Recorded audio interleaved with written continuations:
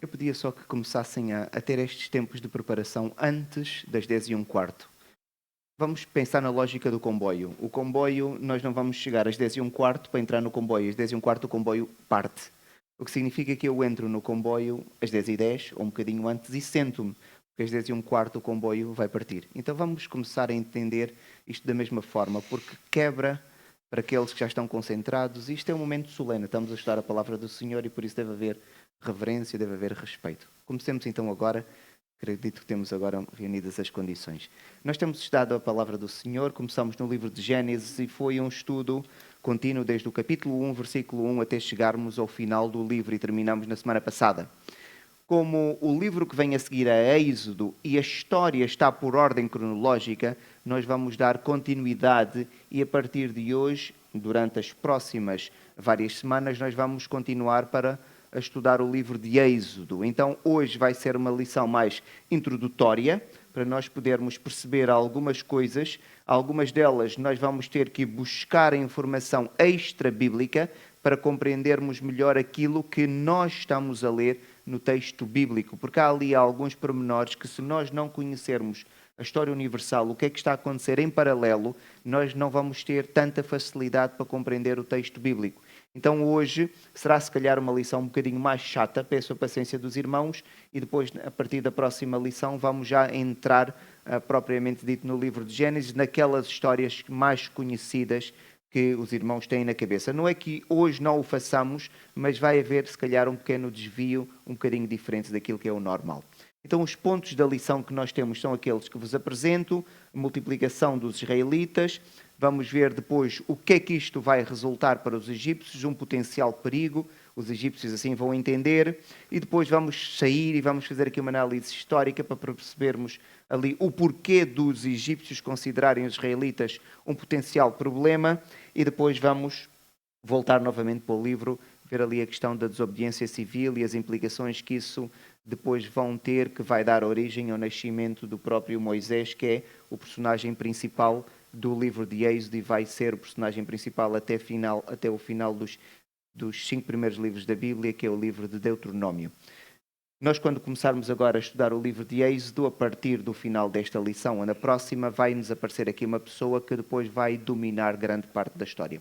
Ao contrário do livro de Gênesis, que nós fomos vendo vários atores principais que iam aparecendo, entretanto depois sucedia outro ir aparecendo. Nós começamos com o próprio Adão e Eva, não eram os protagonistas, depois passamos para Noé, de Noé passa para Abraão, de Abraão passa para Isaac, de Isaac passa para Jacó, de Jacó passa para José, de José ao intervalo passa por Judá, de Judá volta para José novamente, e agora nós vamos entrar numa lógica um pouco diferente, porque vai ser herói-único ao longo de todo o Pentateuco, de tudo aquilo que nós vamos estudar até o livro de Deuteronômio. Comecemos então por onde nós terminamos na semana passada. Não se esqueçam, nós estávamos a estudar a história da família de Abraão e já estávamos nos netos de Abraão, nos bisnetos de Abraão, e houve uma fome na terra e eles então migraram para o Egito.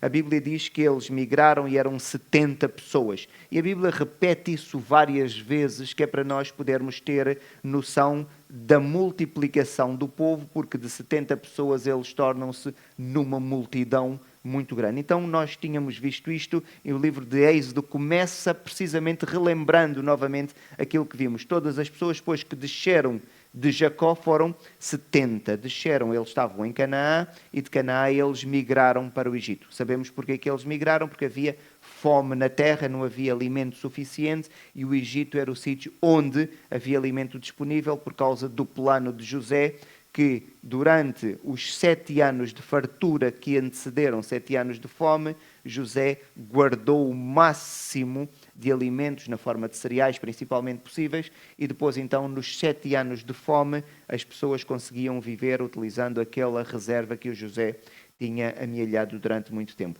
Só que passou o período de fome e eles continuaram a viver no Egito. Eles viviam numa região relativamente fértil, que era chamada região do delta do Nilo. O rio Nilo ele nasce cá embaixo em África, ele vai subindo a norte e quando chega na região do Egito, ele vai criar aquela zona que é o delta, ele ramifica-se. Então é uma zona muito fértil, muito verde. E como a família de Jacó, os israelitas, eles eram pastores, então tinham muitos animais, aquela era a terra boa para eles. Mas foram abençoados pelo Senhor e eles multiplicaram-se.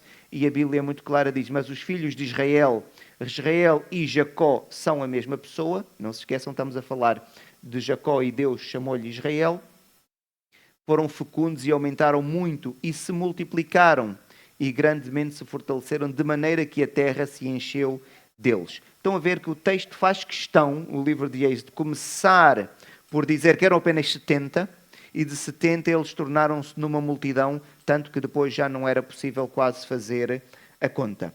E isto tem a ver com aquela promessa que o Senhor tinha feito a Abraão, que Abraão não viu a promessa ser cumprida e a promessa foi repetida a Isaac, que também não viu a promessa ser cumprida, e foi repetida a Jacó, que viu parcialmente a promessa ser cumprida, que era daquela pessoa apenas única, que era Abraão, Deus ia fazer uma grande nação.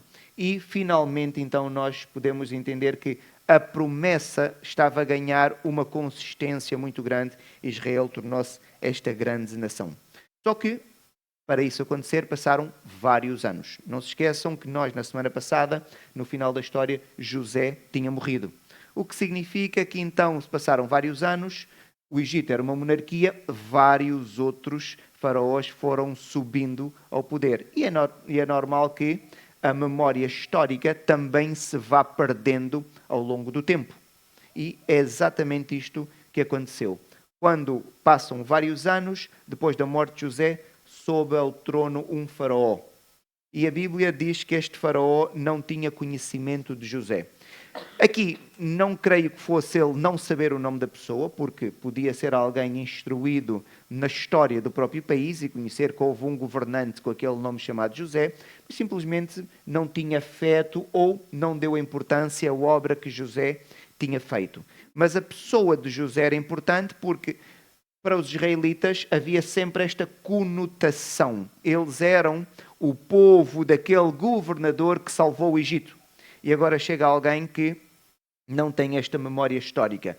E o texto é muito bruto, não há grandes explicações, faz-nos aquela introdução e a partir logo do versículo 8 diz: entretanto, se levantou novo rei sobre o Egito, estamos a falar agora de um novo faraó, que não conhecera a José. Se não conhecia José, então para aquele novo faraó, os israelitas eram apenas um povo estranho que estava ali na terra. Eles não eram egípcios, não se esqueçam que eles não se misturaram, porque os egípcios não gostavam do que ainda se lembram? Pastores. E eles, como eram um povo dedicado à pastorícia, então não houve uma mistura com os egípcios e então claramente qualquer egípcio conseguia distinguir quem era um israelita. Pelos hábitos, pela maneira de vestir, pela fala e até eventualmente pela própria fisionomia. Não se esqueçam que os egípcios eram um povo descendente de quem? Os egípcios de Cã e os israelitas eram descendentes de Sem. Então estamos a falar de povos distintos. E a fisionomia, naturalmente, eles conseguiam olhar uns para os outros e perceberem que eram povos com características distintas. Só que, não se esqueçam, nós estamos em que terra? Estamos no Egito. E agora sobe ao trono um faraó que não conheceu José, ou seja, não tinha nenhum apreço ou ligação àquilo que tinha sido a obra de José, mas agora este novo faraó que está no poder, ele olha para um povo que vive na sua nação e ele percebe que está cada vez mais numeroso e está cada vez mais forte. Dá medo. Dá medo. E foi isso exatamente que aconteceu. Disse ele ao seu povo a quem? Aos egípcios. Eis que o povo dos filhos de Israel é mais numeroso e mais forte do que nós. Ele percebe. Ele percebe que há aqui um potencial perigo. Ele diz: eia, usemos de astúcia para com ele, para com este povo, não é?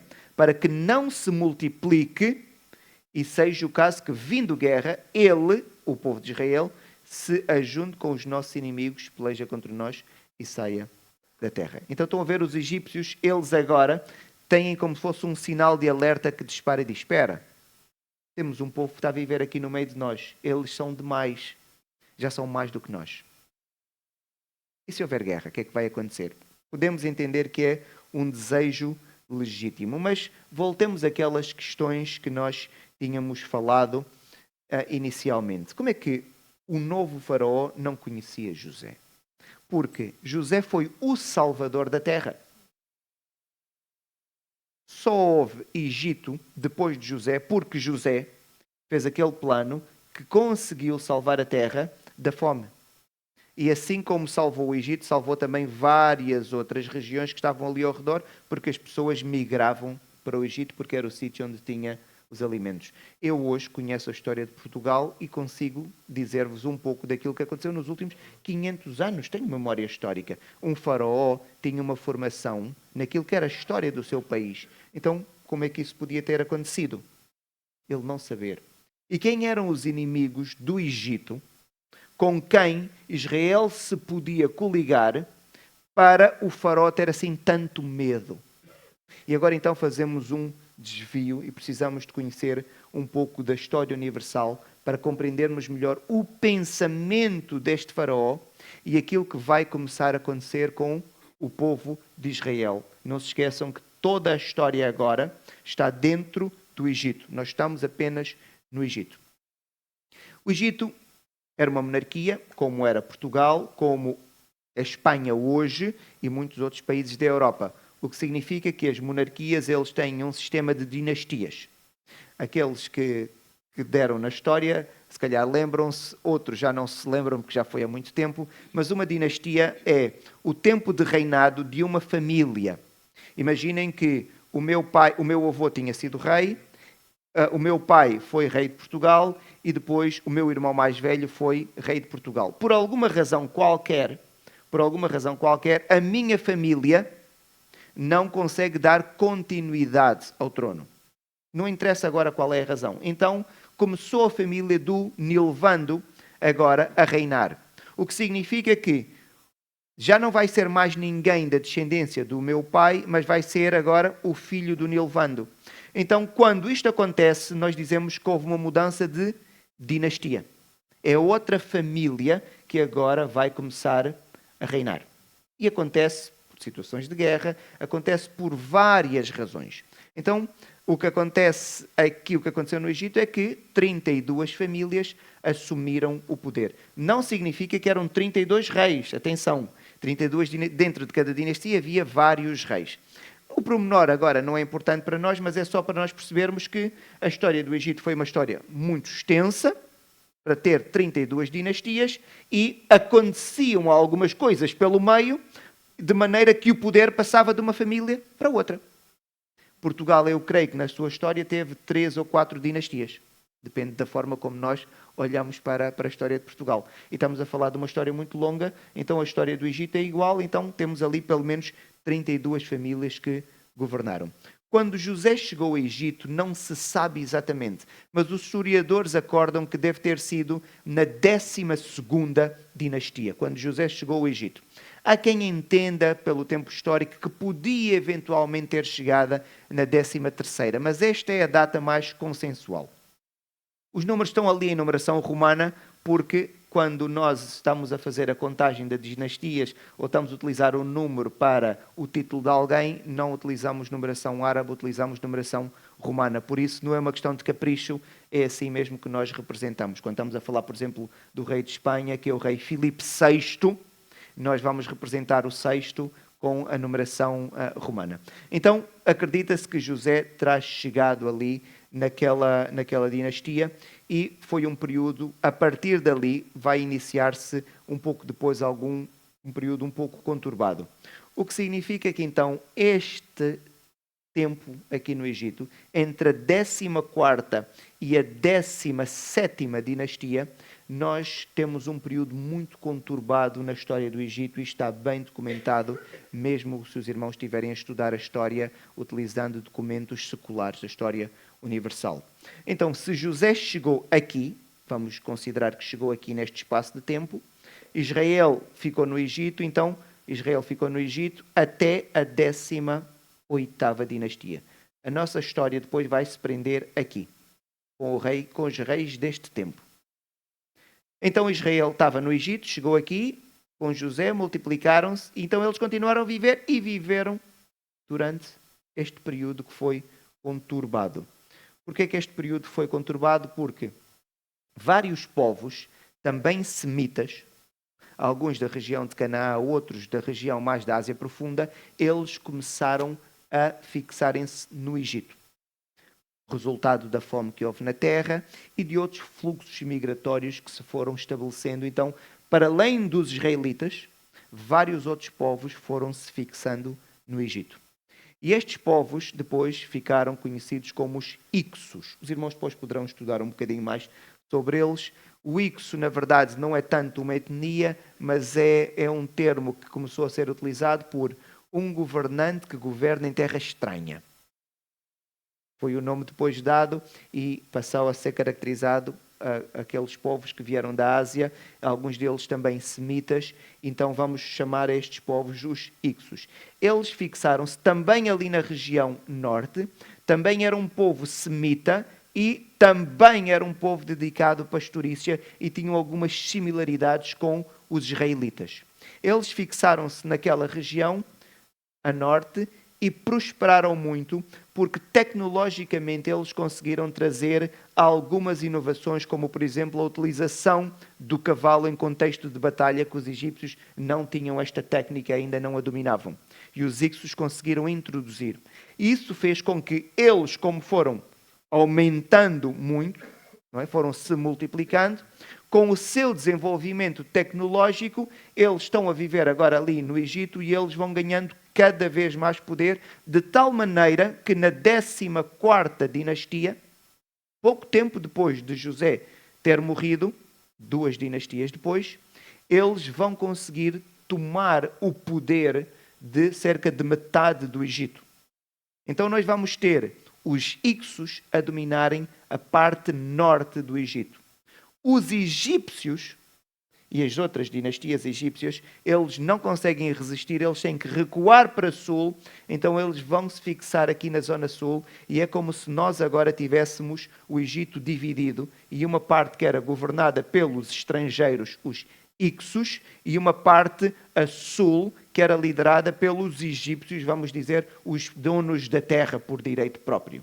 E foi isto que tinha acontecido entre a 14ª e a 17ª dinastia. E houve então uma guerra constante entre os dois povos, os Ixos a norte e os egípcios a sul. Onde é que os israelitas estavam? Os israelitas estavam a norte, porque eles tinham-se fixado na terra de Gósen.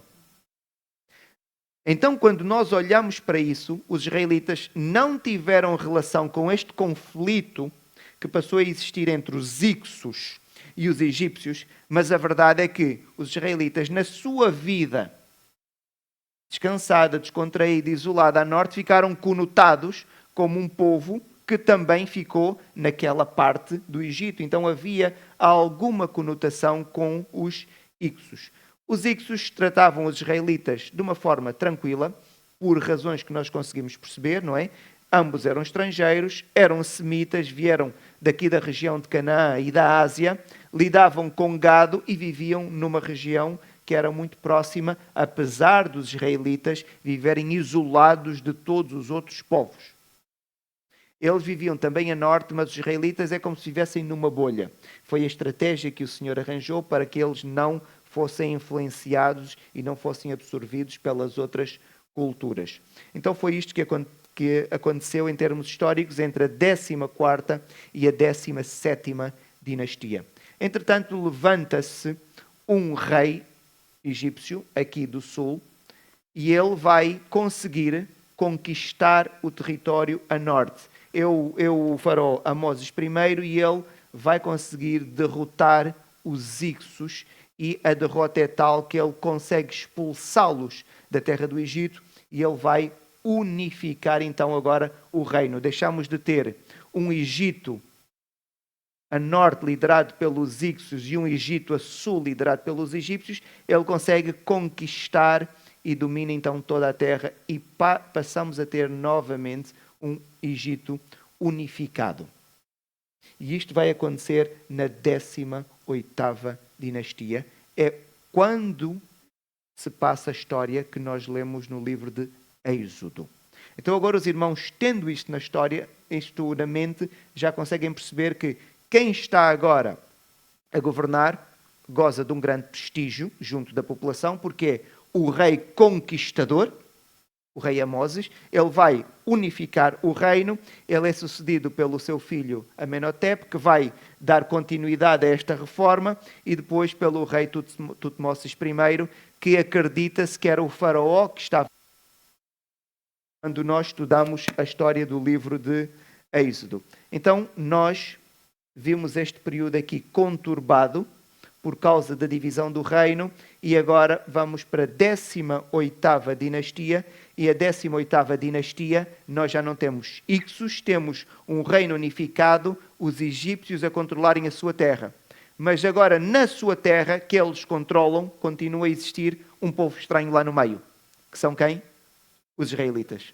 E por isso, então o faraó, quando sobe ao poder, ele diz o seguinte: eis que o povo dos filhos de Israel é mais numeroso e mais forte do que nós. Aí usamos de astúcia para com ele, para que não se multiplique. E seja o caso que, vindo guerra, viviam sempre com este receio, ele se ajunte com os nossos inimigos.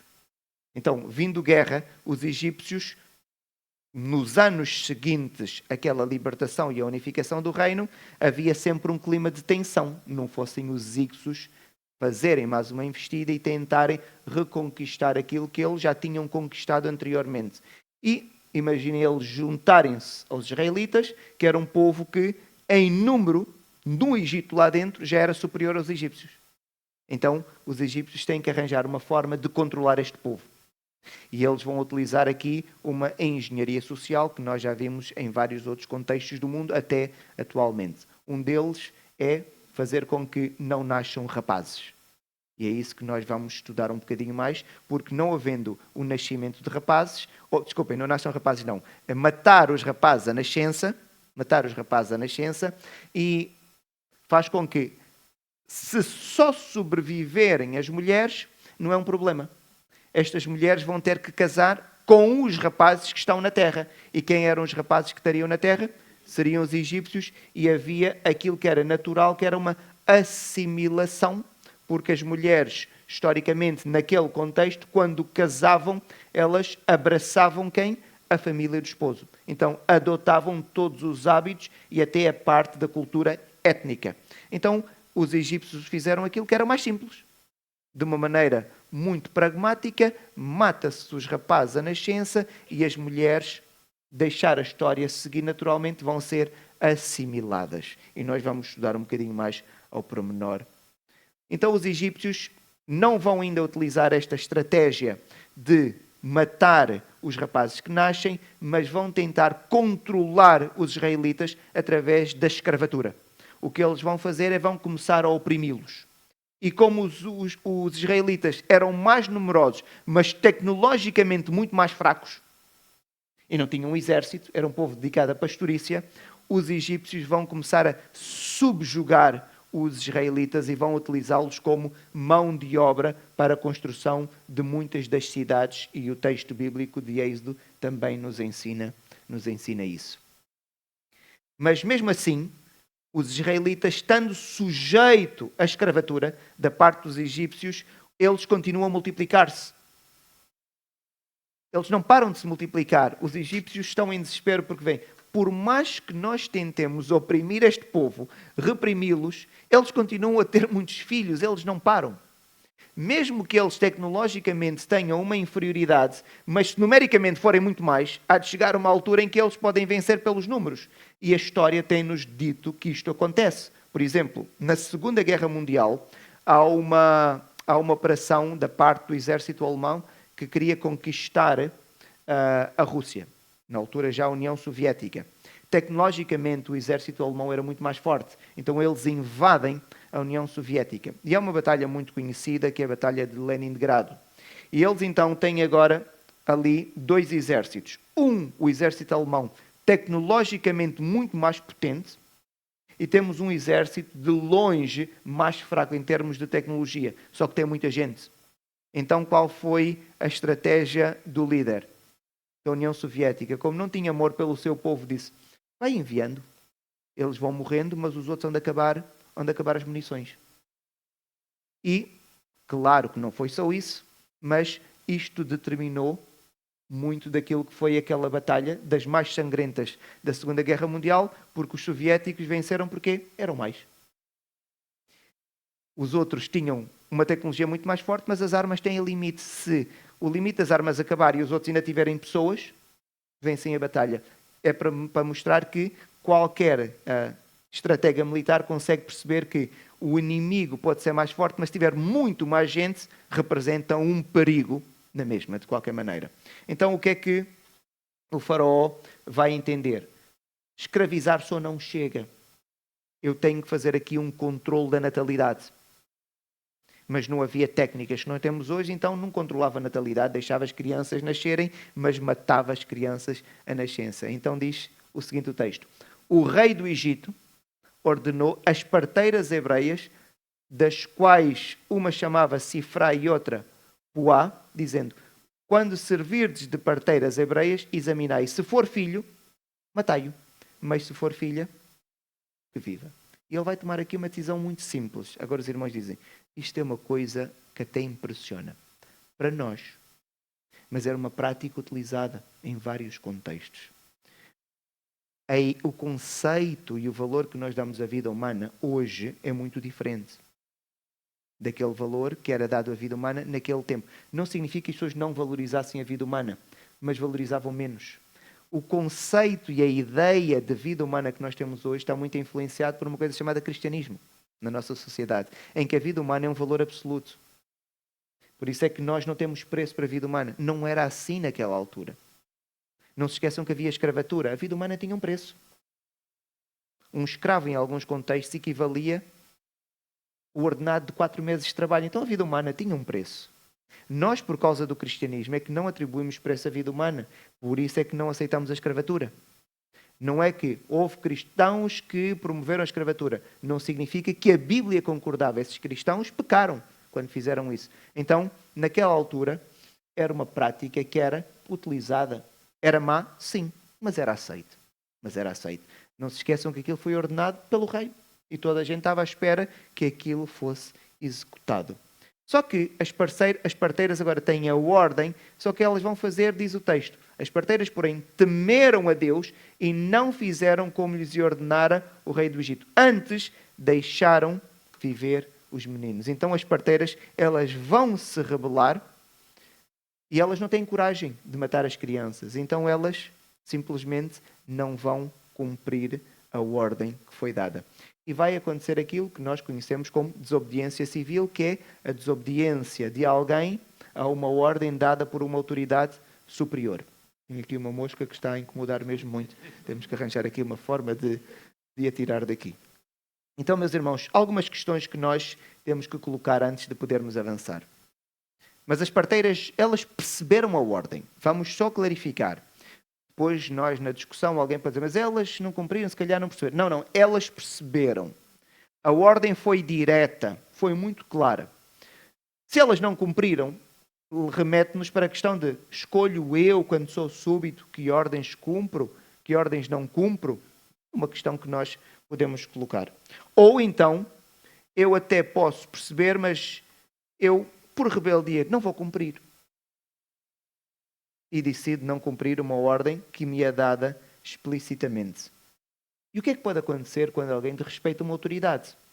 É que nós temos que ler a Bíblia e colocarmos no contexto. Tentem sempre na vossa mente colocarem-se naquele tempo. Nós não estamos a falar do presidente Marcelo Rebelo de Sousa dar-nos uma ordem, porque nós vivemos num contexto diferente de democracia. Para já ele não pode dar uma ordem direta.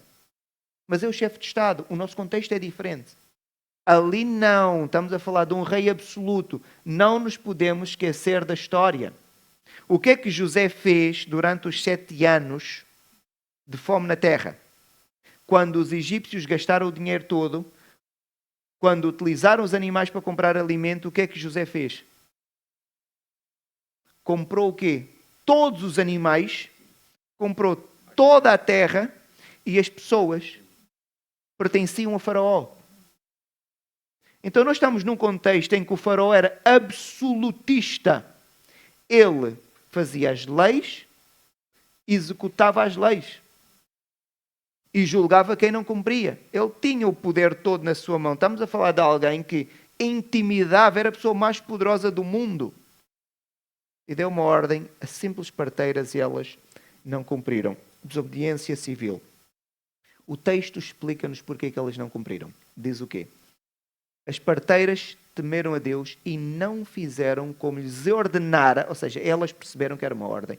O rei do Egito. Antes deixaram viver os meninos. Ou seja, elas perceberam que aquela ordem não estava correta. Que aquela ordem era estranha. Então elas, por causa disso, recusaram-se. E eu acredito que isto aconteceu entre várias razões. Há uma que eu destaco. O isolamento do povo de Israel. Porquê é que eu destaco isso? O povo de Israel, quando viveu no Egito, eles viveram isolados. Não se esqueçam, os egípcios não queriam ter contacto com eles, porque eles eram um povo dedicado à pastorícia, a cuidar de animais, eram pastores de animais. Os egípcios não gostavam deles, então afastaram-se. Israel, então, conseguiu manter-se isolado e manteve a sua identidade, ou desenvolveu a sua identidade. Mas vamos voltar um bocadinho atrás no tempo. Lembram-se que a Bíblia, quando está-nos a contar a história de José, há um parênteses e vai-nos contar a história de quem? De um dos irmãos de José. Quem era? Judá. Quando nós lemos a história de Judá na Bíblia, aquela história não está lá por acaso.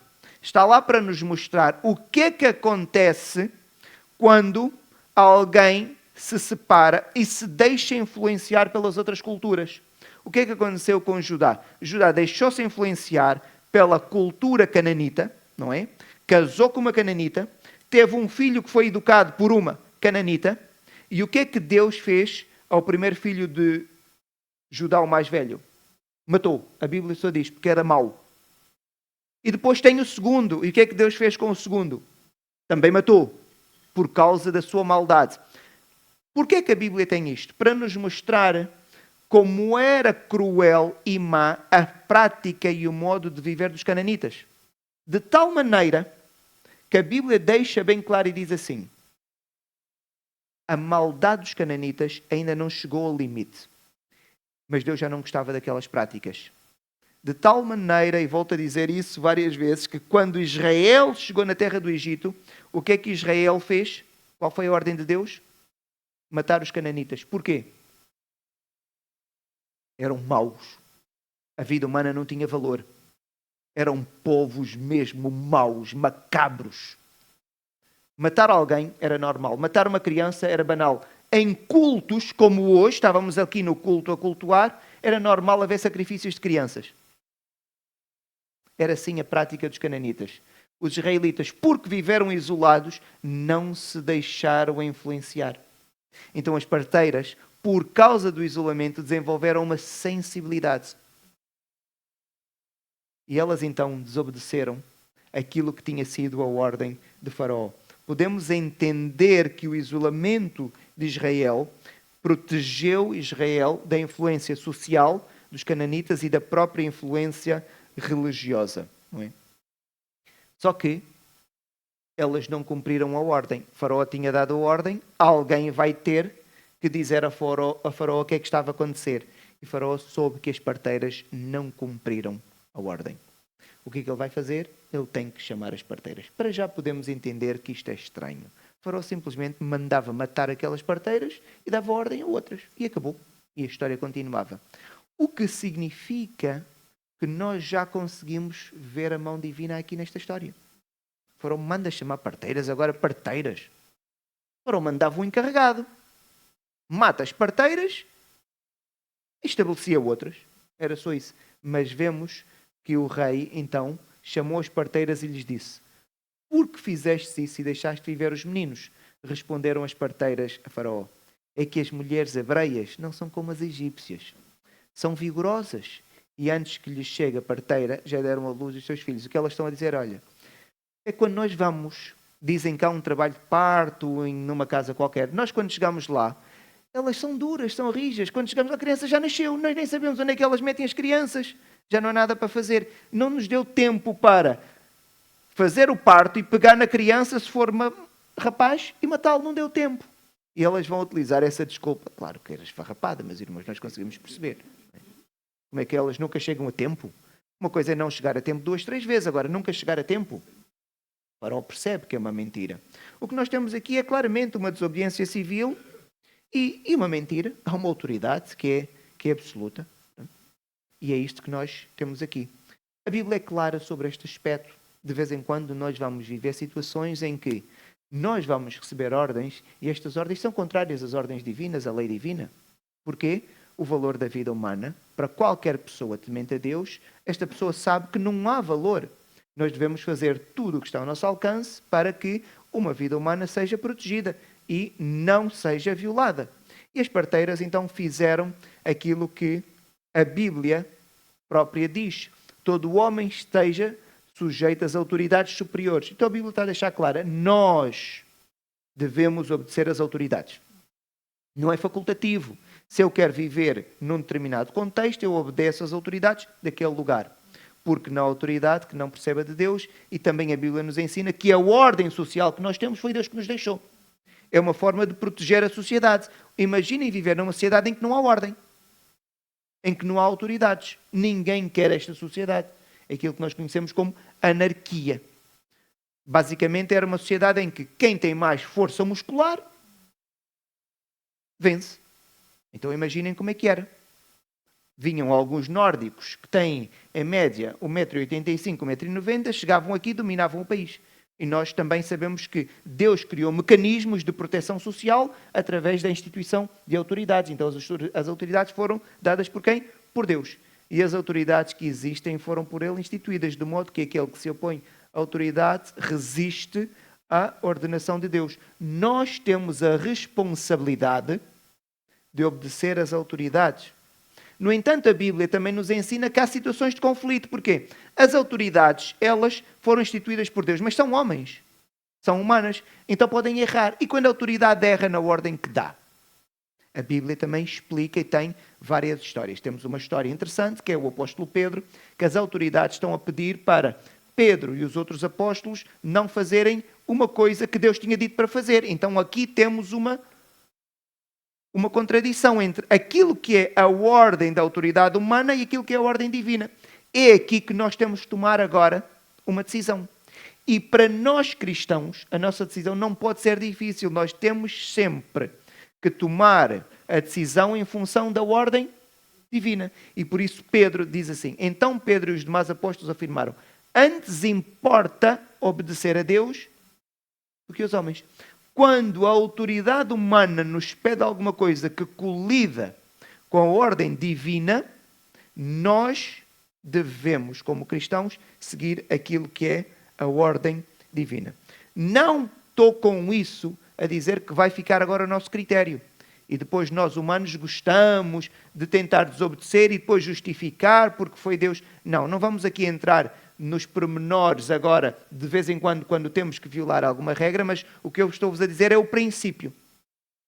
O princípio. Porquê? Porque nós temos que cumprir as autoridades, elas de vez em quando podem colidir com a lei divina e nós devemos então seguir aquilo que diz a lei divina. Porque nós somos súbitos de Deus, então nós não podemos ter dúvidas sobre isso, mas devemos ter cuidado a termos a certeza, quando violamos uma lei com consciência, que aquela lei vai mesmo contra a lei divina. Não é porque nos dá jeito, por conveniência. Não é disso que se trata. Só que há uma questão, meus irmãos. Aquelas parteiras, como é que elas obedeceram a lei divina? Não havia Bíblia. Moisés, se tinha nascido, foi há pouco tempo. Ele ainda não tinha dado a lei ao povo. Aquelas parteiras nunca tinham visto Deus. Lembram-se da história de Moisés, para aqueles que já sabem. quando Deus diz a Moisés, vai ter com o povo, e diz que eu te apareci, e Moisés diz, mas vou dizer quem? Que Deus? As pessoas não te conhecem, nunca te viram. Então estas parceiras não receberam uma revelação de Deus. Como é que elas então fizeram o que fizeram? E elas tinham a certeza que estavam a seguir uma lei divina. Esta é uma pergunta importante que temos que fazer. E a Bíblia também explica. O livro de Romanos, o apóstolo Paulo deixa bem claro. Vejam. Quando, pois, os gentios que não têm lei procederem por natureza de conformidade com a lei, não tendo lei, então há alguma lei aqui. Há alguma lei aqui. Servem eles de lei para si mesmos. Estes mostram a norma da lei gravada no seu coração, testemunhando-lhes também a consciência e os seus pensamentos mutuamente, acusando-se ou defendendo-se. Nós, a não ser alguém que tenha algum tipo de perturbação, mas vamos considerar pessoas normais, nós temos um senso que Deus nos coloca no coração do que é certo e do que é errado. Faz parte da natureza humana. Eu sei que matar uma pessoa está errado. E agora o irmão diz, não, mas eu cresci numa cultura em que isto não era considerado um erro. Não existe isto. Porque se foi assim, então pergunta a esta pessoa, então deixa matar o teu filho, para ver se ela aceita. Ela não vai aceitar, porque ela sabe a dor que é perder um filho. Ela vai querer vingar-se, então ela sabe que está errado. Porque ela não quer fazer, não quer que lhe façam, mas quer fazer. Quando isto acontece, nós sabemos que algum problema se passa. Então nós temos o senso de moralidade em nós. É claro que nós, por causa do pecado, muitas vezes abafamos este senso de moralidade que Deus nos coloca no coração. Mas as parteiras tinham isso. E porque viveram isoladas, este senso ainda estava mais ou menos apurado. Porque os povos cananitas, este senso também existe no coração deles, mas estava abafado. Eram povos maus que até praticavam adoração a demónios. Então é natural que estas pessoas perdessem a sensibilidade para coisas que Deus coloca no coração humano. E a Bíblia vai nos dizer uma coisa surpreendente. Por causa da desobediência, estas parceiras, a Bíblia diz, foram abençoadas. Agora, eu quando estava a estudar este texto, como é que Deus abençoou? Deu-lhes mais terras, deu-lhes mais dinheiro. Surpreendente é aquilo que a Bíblia nos diz. E Deus fez bem as parteiras. E agora o irmão quer saber como é que Deus fez bem. E o povo aumentou e se tornou muito forte. E porque as parteiras temeram a Deus, Ele lhes constituiu família.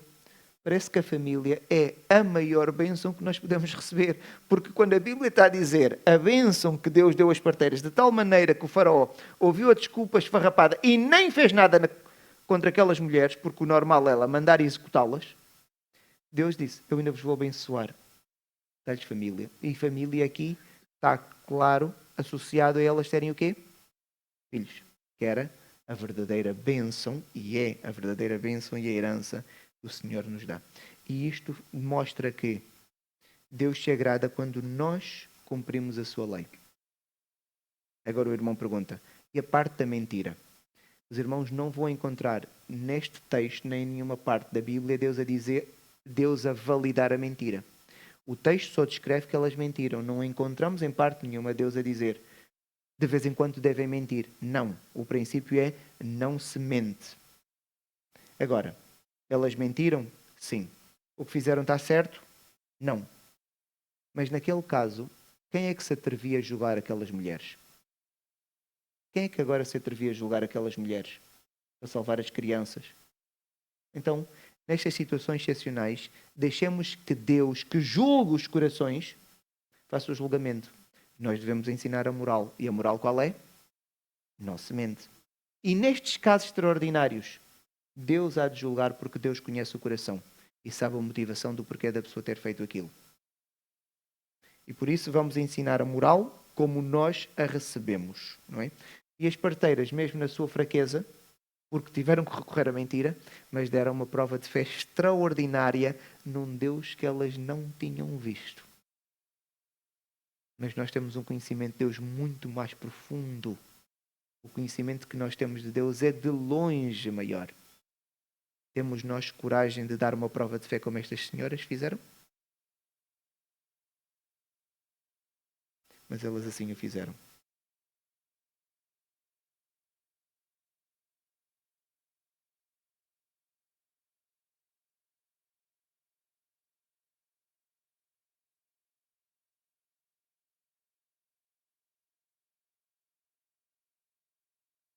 Mas a lei do coração também diz que mentir está errado.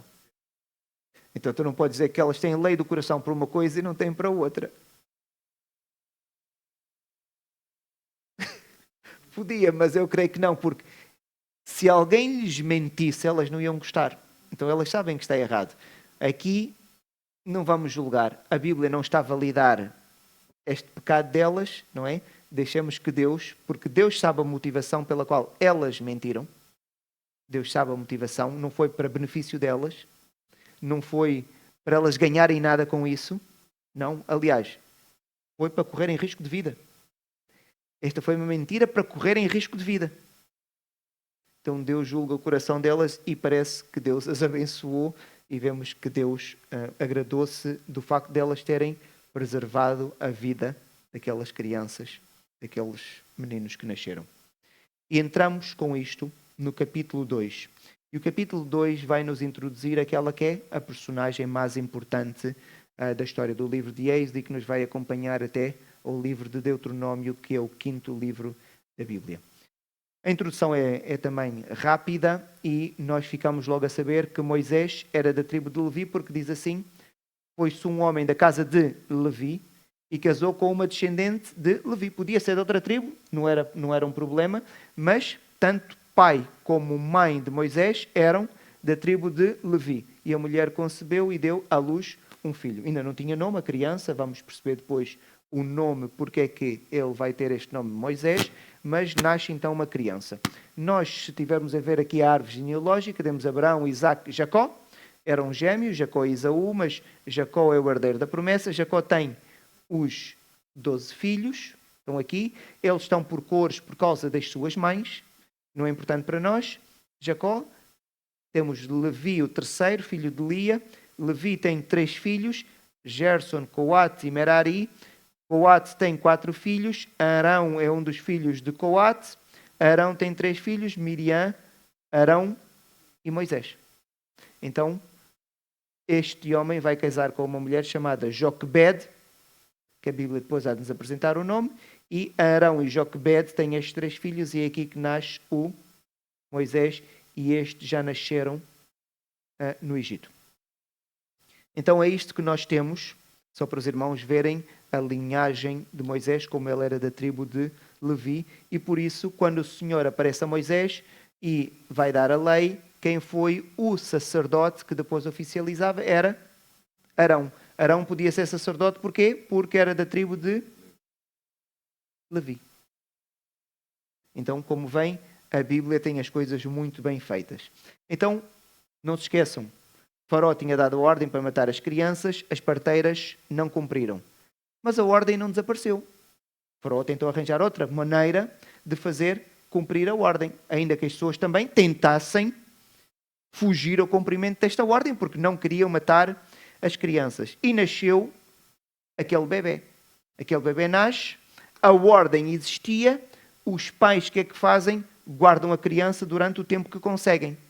Só que a criança está a ficar cada vez maior, o choro é cada vez mais alto e os pais têm que trabalhar. Imaginem que o Arão estava a fazer um trabalho serviçal qualquer e a mãe não conseguia estar com a criança e deixar que as pessoas e as autoridades do Egito não notassem que havia ali uma criança com 3 meses. Então, num estado de desespero total, os pais de Moisés ou da criança não sabem o que é que hão de fazer e vão fazer ali um pequenino barco, uma arca, e eles vão betumar, é uma caixinha, e eles vão isolar para aquilo ser impermeável, colocam a criança lá dentro, tapam e colocam a criança no rio. E nós contamos esta história às crianças e mostramos uns desenhos.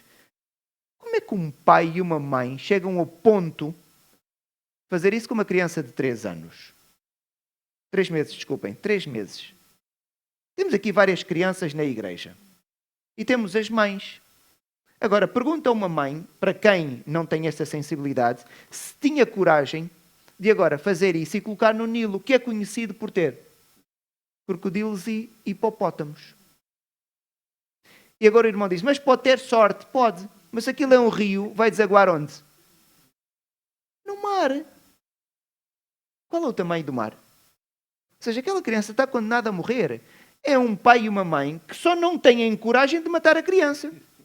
Eu fico a pensar, qual foi a oração e o sentimento daquela mãe?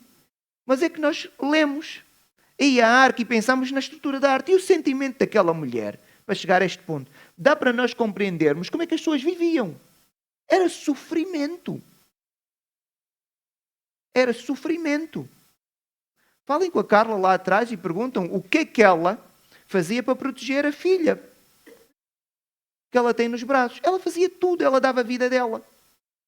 Mas ali não adiantava dar a vida, porque a criança continuava a estar e ia morrer na mesma. Então eu fico a ler esta história, isto mexe com as nossas entranhas. O sentimento desta mãe é um desespero total. É um desespero total. Então ela chega ao ponto, não tem solução, e ela vai fazer isso. E ela larga a criança no cesto. Ela já tinha tido uma filha, Miriam, mais velha, criança, não creio que tivesse chegado à adolescência, mas ainda que tivesse chegado, vê a mãe a fazer aquilo com o pai e agora o rio vai levando a caixinha. E ela o que é que faz? Como criança, quer ver o que é que está a acontecer e vai acompanhando nas margens do rio a caixinha que vai descendo de acordo com o caudal do rio, não é? E vemos que a menina, a irmã do menino, ficou de longe para observar o que lhe havia de suceder. Numa parte do rio mais à frente, a filha de Faraó vai tomar banho. É um sítio resguardado, porque se a filha de Faraó vai tomar banho, aquela parte está protegida, ninguém vai ver aquela mulher exposta, o que significa que então há ali toda uma barreira, uma cintura de segurança que é estabelecida ali naquela região, é segura, eles vão de conhecer quais são as regiões próprias onde não há os animais selvagens que podiam fazer algum dano, e ela vai ali tomar banho, e ela está a banhar-se no rio, tem as suas servas, as suas aias estão a assistir. O texto diz-nos que ela está a tomar banho, algumas das aias estão a brincar ali, a andar na beira do rio, provavelmente à espera de assisti-la, se ela precisasse de alguma coisa, e ela vê uma caixa agora a boiar. Uma caixa que está a descer o rio. E o que ela vai fazer é o normal, está curiosa, vai pedir a uma das suas servas para ir buscar aquela caixa, e a serva vai buscar a caixa e assim que ela abre, ela vê o menino. Abrindo a arca ou a caixa, viu a criança e eis que o menino chorava. E ela rapidamente percebeu que era uma criança do povo de Israel, era hebraica. Dizer israelita ou dizer hebraica é a mesma coisa. Teve compaixão dele, do menino, não é? E disse, este menino é dos hebreus. Ela percebeu rapidamente. Ninguém abandona um filho. Para fazer isso é por causa da ordem do meu pai, que é para matar as crianças. Então ela fica com muita pena daquilo que estava ali a acontecer. E de repente acontece algo inesperado. Não é pergunta do Alípio, é o que o texto vai dizer. Não sei, o texto não nos diz. Pelo contexto, um egípcio não deita fora um filho, mas o israelita sim, porque havia ordem que era para matar as crianças. E acredito também pela própria expressão fisiológica, porque os egípcios e os israelitas eram diferentes. A criança já não era recém-nascida, já tinha 3 meses, então já tinha feições bem definidas, e a pessoa olhou, seria a mesma coisa que nós olharmos para uma criança asiática e iríamos ver que a feição é diferente. Não é? E mesmo se olhássemos para o nórdico, iríamos ver ou tonalidade da pele, ou cor dos olhos, ou alguma coisa qualquer indicou para ela poder ter a certeza que era uma criança hebraica. Eu acredito que fosse a fisionomia da criança. Então vai acontecer algo inesperado. Agora sim, inesperado. Não se esqueçam, a caixinha estava a boiar, certo? Quem é que estava a acompanhar de longe a caixinha? A Miriam. Mas a filha de Faraó agora está a tomar banho, abre a caixa, a Miriam está a ver. E de repente, o texto diz-nos, sem grande explicação, então disse a filha, a irmã, a filha de Faraó, queres que eu vá chamar uma das hebreias para servir de amo e te cria criança? Fica a pensar. Aquela zona não devia estar protegida. Porque senão qualquer pessoa, a filha de Faraó está ali, qualquer pessoa entra. Não pode. Não sabemos o que é que aconteceu. Ou ela, porque era criança, de brincar ali nos caniçais, saber os lugares por onde se esquivava. Podia ser. Ou alguma coisa que nós não sabemos, mas há de ser mão poderosa que está aqui a trabalhar. E Deus trabalha de forma aparentemente natural, mas Ele trabalha muitas vezes assim. Porque tudo o que acontece aqui é estranho. Como é que ela fura um cordão daqueles? Mas vamos imaginar que não... Mas ela dirige a palavra à filha de Faraó. Uma aia não se aproxima logo? Não lhe dá uma bufetada? Porque ela não é egípcia. E não se dirige a palavra a alguém da família real. Sem autorização. Era assim que funcionava. Mas ela vai fazer esta sugestão. Marcos?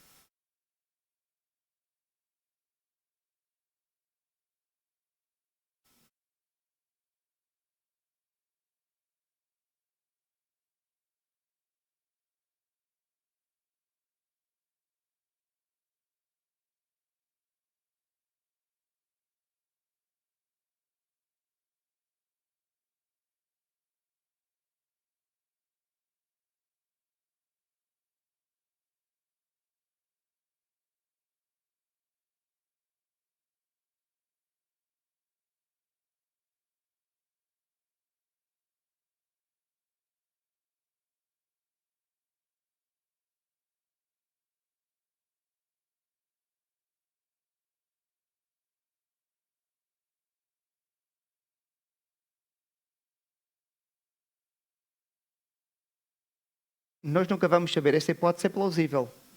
Mas é perigosa porque, se for alguém do palácio, esta pessoa do palácio está obrigada a cumprir a ordem real. Então imagina esta pessoa do palácio a desobedecer a ordem real. Era um problema. Imagina que era alguém da corte. Podia perder o título nobilíssimo. Não sei se era assim que eles chamavam ali naquela zona. Corriam um risco, porque era uma desobediência. Não sabemos, mas acredito que possa ser a mãe em desespero. Olha, vamos tentar. Vamos tentar. Então, a criança agora, a Miriam faz a sugestão. E por isso tudo isto é estranho. É ela ter aparecido, ela ter dirigido a palavra e a resposta da filha de Faraó. A filha de Faraó diz, está bem. Vai buscar uma ama e ela vai fazer isso. Respondeu a filha de Faraó, vai. Saiu, pois, a moça e chamou a mãe do menino. E o que é que a Miriam faz? Não diz nada. Queres que eu arranje uma pessoa para cuidar dele? A filha de Faraó diz, vai. E ela, está bem, olha, eu vou buscar alguém. Encontrei aqui alguém à sorte. E era a mãe da criança. Não é? E surpreendentemente esta mulher teve a sorte que eu creio que nenhuma mulher vai ter aqui. Porque cuidou do próprio filho e ganhou dinheiro. Ganhava uma mensalidade por estar a cuidar do próprio filho. Não é? E a Carla ficava muito contente. Agora o Estado dizia, vou-te dar um salário para cuidar do próprio filho. Então foi isso. Leva este menino e queria-me pagar-te aí o teu salário. A mulher tomou o menino e o criou. Fica a pensar. O sentimento de tristeza de Joquebede, quando coloca a criança, até a filha aparecer lá em casa. Mãe, está aqui. E vão-te pagar todos os meses para cuidares da criança. Então, a criança acabou por ser criada por Joquebede até o desmame. Não sabemos, mas estima-se que fosse entre os 13 e os 5 anos, e depois então a criança é levada para a filha de Faraó, porque a filha de Faraó tinha adotado aquela criança, e ela, quando agora recebe a criança depois do desmame, ela vai dar-lhe o nome e diz assim, esta, a mãe adotiva, a filha de Faraó, lhe chamou Moisés e disse, porque das águas o tirei, porque das águas foi tomado. Então agora vai-se chamar Moisés aquela criança. E esta criança agora vai ser educada onde? No palácio, com a filha de Faraó. Então vai ter acesso ao Faraó, toda a corte, e vai ter a melhor educação do mundo. Mas ela sabia que não era daquela etnia. Ela cresceu, até o seu desmame, ela já sabia falar. Com a sua mãe biológica, ele tinha feições semelhantes aos egípcios, aos israelitas, porque ele era israelita, havia diferenças. Então era um estranho que cresceu ali na corte, só que ninguém podia fazer bullying, porque ele era filho da filha de Faraó. Então, vamos dar continuidade depois à história, o que é que vai acontecer a este menino na próxima semana. Sim. Provavelmente já estava circuncidado.